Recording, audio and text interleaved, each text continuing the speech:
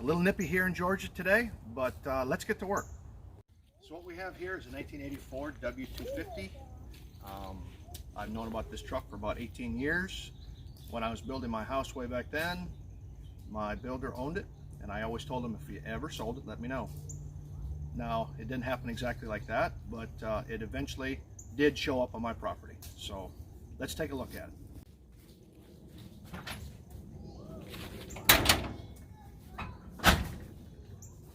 Come here, take a look. So, it's a 360 4-barrel. It's an SE truck, so it has air conditioning, it has cruise control. Of course, none of that works. In fact, the truck doesn't even run right now. Got a lot of problems. We got no spark. We got a bad carburetor. We're leaking water. All typical stuff that you're going to find on an old Dodge from the 80s. So let me show you what we got on the carburetor. All right, let's take a look at the carburetor first.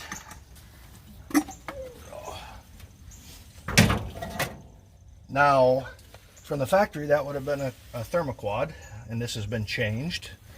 Not the best either. In fact, if you look real close here, we have no accelerator pump, so it's really hard to start. So we're going to have to do a little carburetor rebuild. And as far as the ignition, we had the wrong coil. We got all old wires, got bad spark plugs. So we're going to have to dive into all of that before we even get to take it on the road. Let me show you what else we got. So as you can see, it's been repainted. Don't much care for the color. Hope we can fix that one day. Not a lot of body rust. It's pretty tight, pretty stone. Typical Georgia truck. Usually not so much rust. If you want to step back here, take a look. We'll look inside. We look inside. You can see it is an SE truck, so it does have power windows, power door locks. Of course, none of that works. Very typical. Has a tilt steering wheel, cruise control, as I said before. The interior as a whole isn't too bad. Pretty dirty, dusty.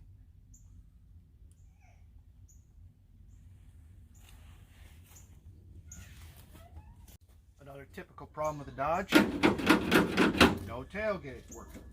So, of course, on an SE, all this trim has fallen off, so it is what it is.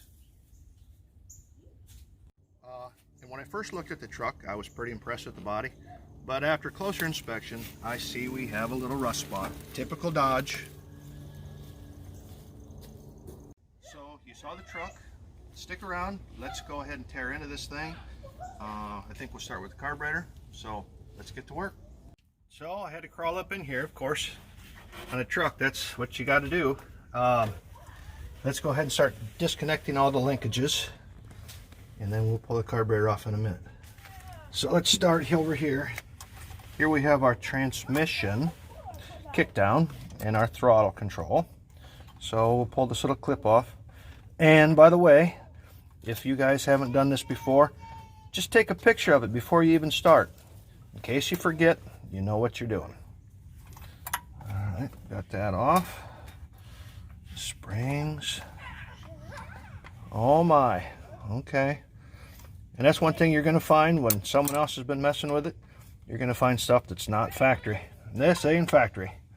So let me get a screwdriver. Alright, so I found the tools to get this machine screw out of here instead of using the right thing. But let me take this out.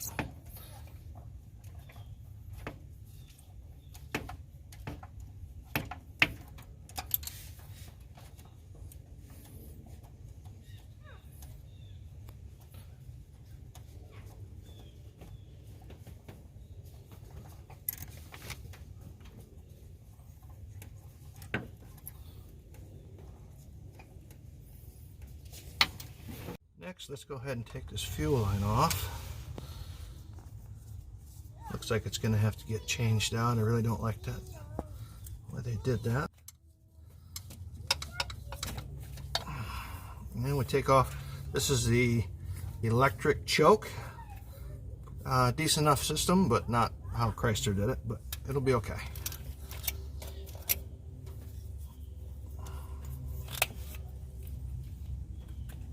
we got it. Now let's go ahead and take off the vacuum lines. But before you do that, look at where they go. This right here is our vacuum advance. We're going to want to put that right back where it was. A lot of these carburetors you're going to see have plugs in them because some of these ports just aren't used. So this one's plugged. This one goes to the valve cover. And we have one in the back here that's just got a nice square-headed bolt on it. So I'm sure that's not exactly correct, but just pay attention to that before you take it off, because sometimes it can get confusing. So let me take them off.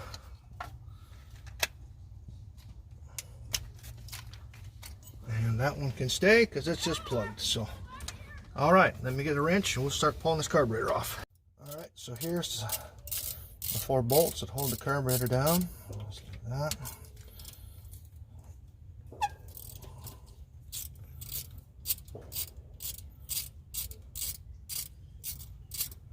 And there's 2 in the back. Got lucky on that. Can't really see it. And we'll get the 2 in the back. Hope I'm on them. I can't really see them. I think that was it. Sure enough. One more.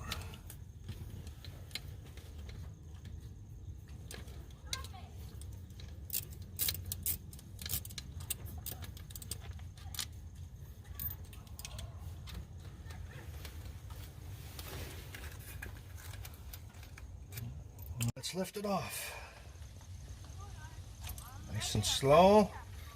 You don't want to dump anything down the intake manifold. So here we are. All right, so we're on the table. Make sure you have a little area to work on that's decently clean.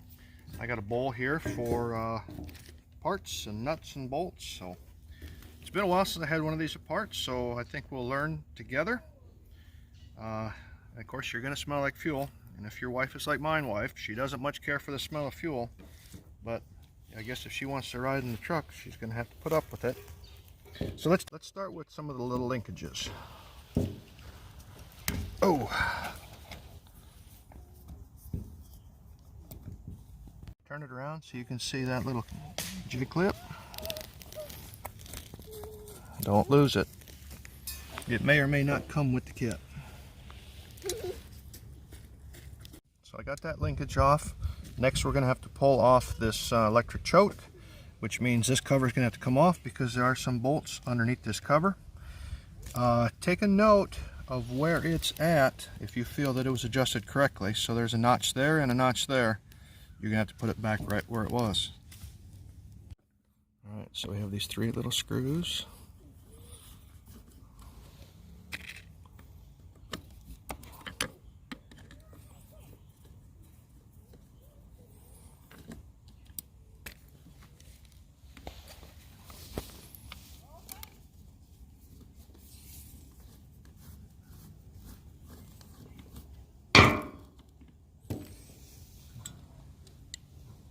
That's all it is.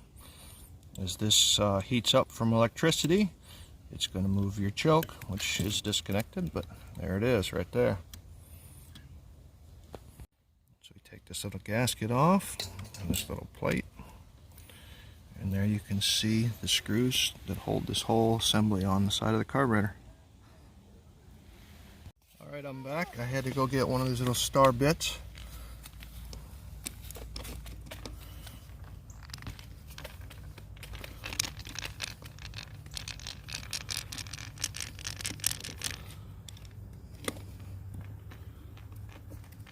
Can't get in there.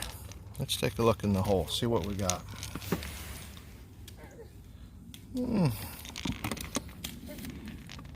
There we go.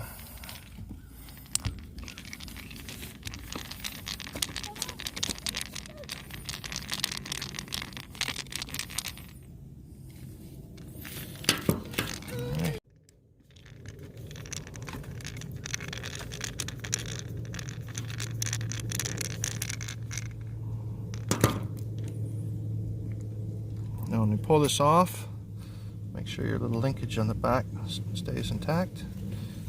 Okay, we just set that aside.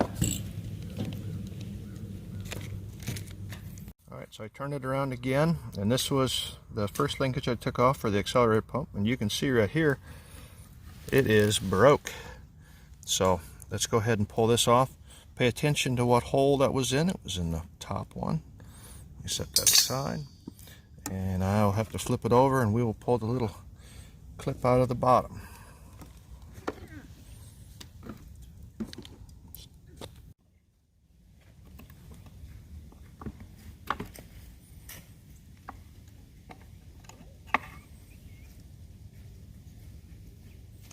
And I turn it around again, and we're going to go ahead and pull this pin out for the high idle pull off. So I think we're ready to pull the top of this carburetor off. So we got a bunch of screws here. This is going to take me a minute. I'll come back to you in a second when I have all the screws out and I'm ready to lift the lid off.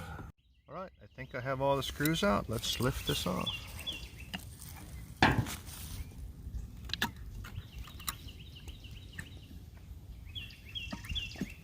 Let's take this out.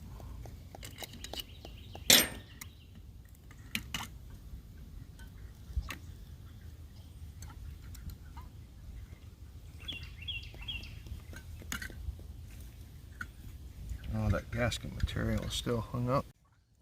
Right, so almost got it.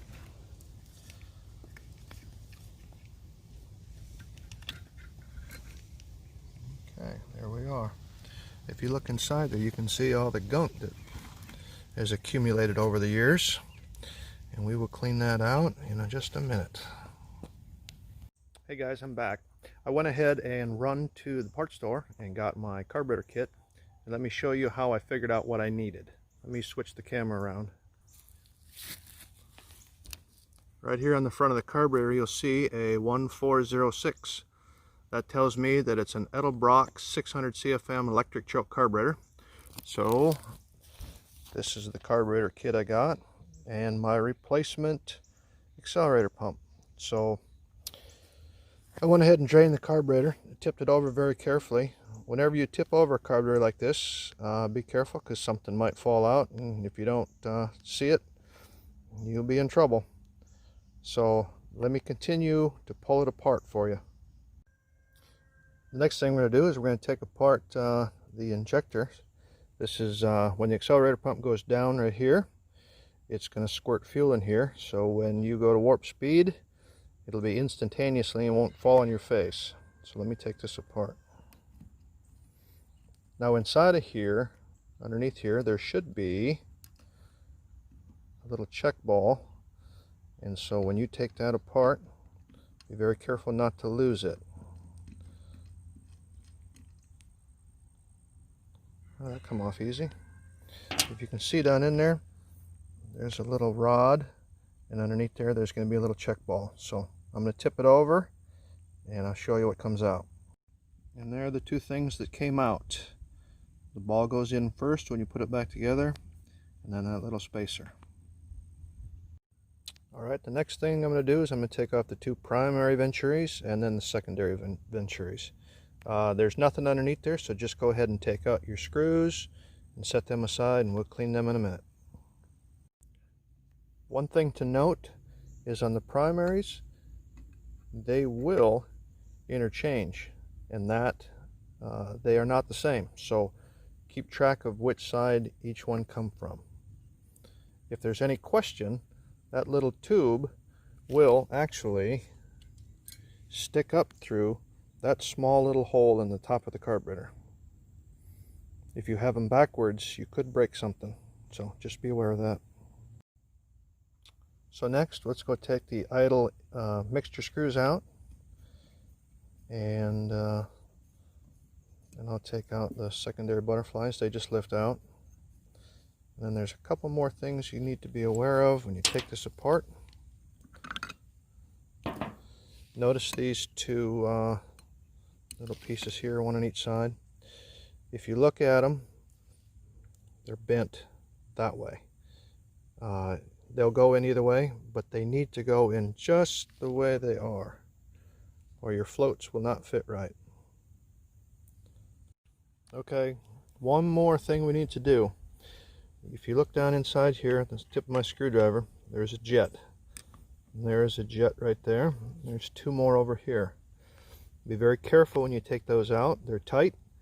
When you make sure your screwdriver fits in the slot just right. If you have to get to the store and get the right size screwdriver, then do that. Let me go ahead and take those out. Alright, so I'm back. I went ahead and cleaned this up the best I could. Now, if you guys have a vat for cleaning carburetors and all that, that's where I would put it, but I didn't have that. I wanted to show you that it can be done without all that stuff. I used a couple cans of this, and I start on the outside, clean the outside off the best I can, and then I move to the inside, and I use that little spray nozzle, and I just start blowing through all the little holes, all of the jet ports, and where the squirters go right here. I used to use air, but I actually like this better because you can actually see it working. You can see it come out where it should be, so you know it's not plugged. And that's it for that. That's ready to go.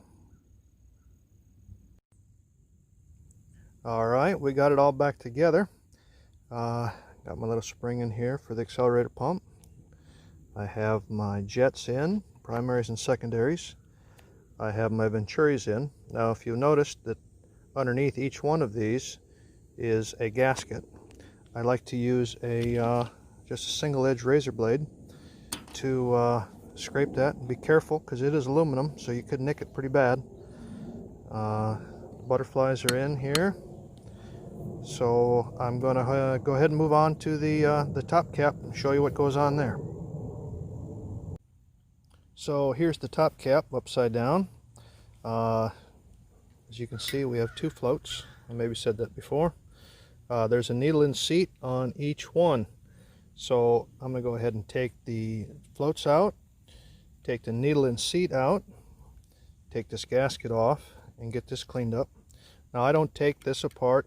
You can leave that in there. That's fine. Just clean it up the best you can. It should be okay. So I flipped the cover back over. I wanted to show you guys something.